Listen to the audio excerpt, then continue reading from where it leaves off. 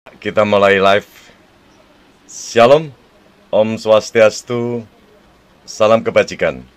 Saudara sebangsa dan setanah air Indonesia, bertemu kembali dengan Hendro Firleso. Pada malam hari ini, saudara, kita ingin mempertontonkan yang namanya oknum polisi berbintang, tapi berjiwa pengecut, saudara.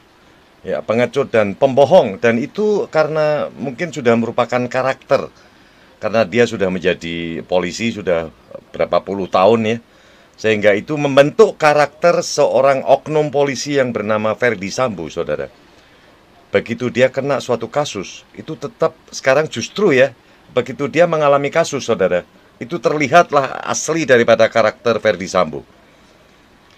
Dan ini dipertontonkan juga dengan pengacaranya. Ya, kita lihat wajah dari pengacara Ferdy Sambo maupun Putri Chandrawati, Arman Anis, dan begitu masuk ada Feby Diansyah dan juga Rasa Mala Aritonang, saudara. Jadilah semuanya. Ya, karena memang tampang daripada si Arman Anis ini saya melihat bukan tampang yang enak ya, nggak tahu kalau menurut pandangan orang lain. Tetapi menurut pandangan saya sih orangnya ya kalau misalkan pengacara tapi wajahnya kan berbeda, saudara ya. Wajahnya ini terlihat sekali bahwa ada kelicikan. Saya bilang ini ada suatu, dia akan membentuk suatu rekayasa lagi, saudara. Jadi kasus ini sudah sampai ke persidangan dan sepertinya diduga ada main dengan jaksa juga, saudara. Ya, saya melihat di sini dari dakwaan, ya dari dakwaan itu seperti yang diutarakan semuanya kemarin Pak Susito. Ya kemarin terus tadi ada saya mendapat WA dari Mas Sugeng ya, Mas Sugeng Teguh Santoso. Jadi dakwaan jaksa penuntut umum itu sepertinya memberikan pintu untuk meloloskan yang namanya pasal 340, saudara. Karena ini semua dibentuk ya.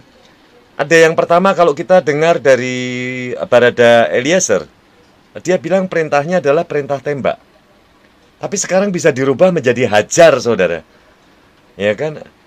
Ini aneh, saudara ya. Saya melihat ada inilah yang namanya rekayasa kasus ya. Jadi saya pun juga coba akan ya bertenggang rasa, tidak berharap terlalu besar ya. Ekspektasi saya turunkan, saudara.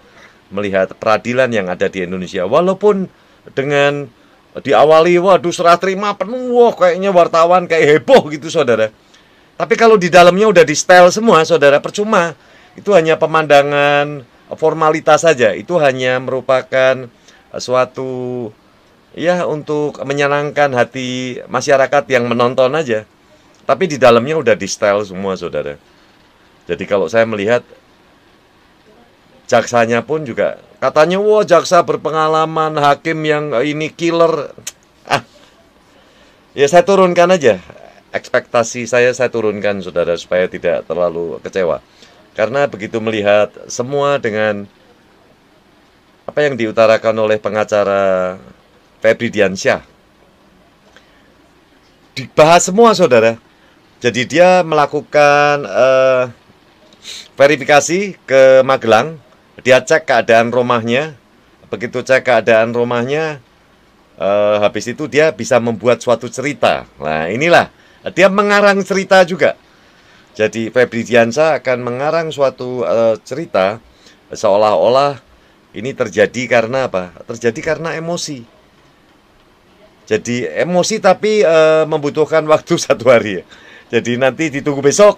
Ya kan itu kan malam, katanya malam Putri Chandrawati dikompori oleh Kuat Maruf, suruh telepon ke suaminya, ke Ferdy Sambo. Habis itu Putri katanya sambil menangis dan katanya Ferdy Sambo juga menangis, tangis-tangisan, saudara. Tapi orangnya nggak ngapa-ngapain, orangnya sehat walafiat. Ya namanya saya tidak tahu ya pemikiran jaksa nanti apa. Jadi dia bisa memanggil Brigadir Joshua ya, seolah-olah tidak ada apa-apa. Dia memperingatkan, udah dengan Kuat Ma'ruf nggak usah nggak usah ribut-ribut ya. Sepertinya kan begitu, saudara. Jadi saya melihatnya di sini ini apa yang terjadi di Magelang, ya dengan cerita dari Ricky Rijal, ya, cerita dari Baradae, terus apa namanya, kalau Kuat Maruf, saya nggak, saya terus terang, Kuat Maruf ini susah, saudara, karena dia bukan habitatnya di darat. Jadi kalau menurut ini ceritanya itu sepertinya biasa-biasa saja, sepertinya tidak ada apa-apa.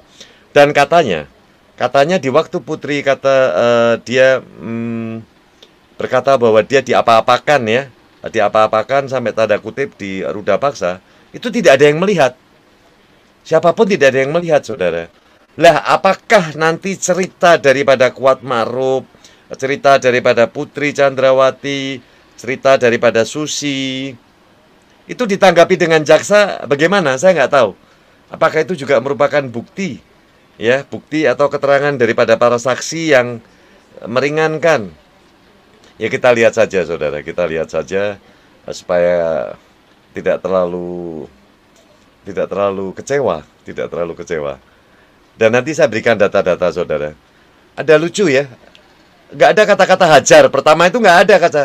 Ya, kalau hajarnya misalkan hajar aswat itu saya tahu, tapi kalau hajar pukul nggak ada. Logikanya di mana? Katanya si Baradae itu kecil, terus Brigadir Joshua itu besar. Katanya suruh hajar. Hajar tapi pakai pistol. Ada. Hajar tapi dipegangin pistol. Mana ada hajar pakai pistol, saudara?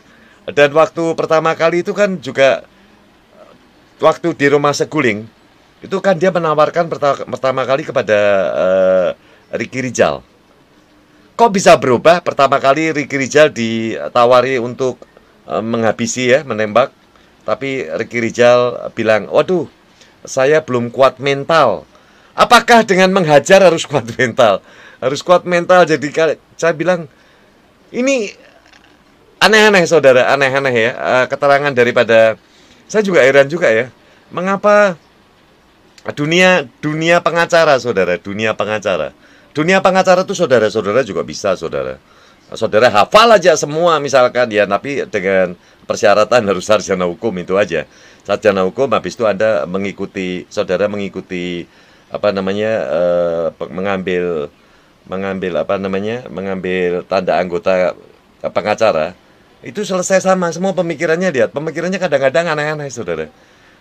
Bukan seperti mereka-mereka yang jago, ya, yang jago itu pemikirannya asik, menganalisanya, habis itu terus memberikan jalan keluarnya. Tapi kalau yang seperti ini, sepertinya mengada-ada yang aneh-aneh aja, saudara.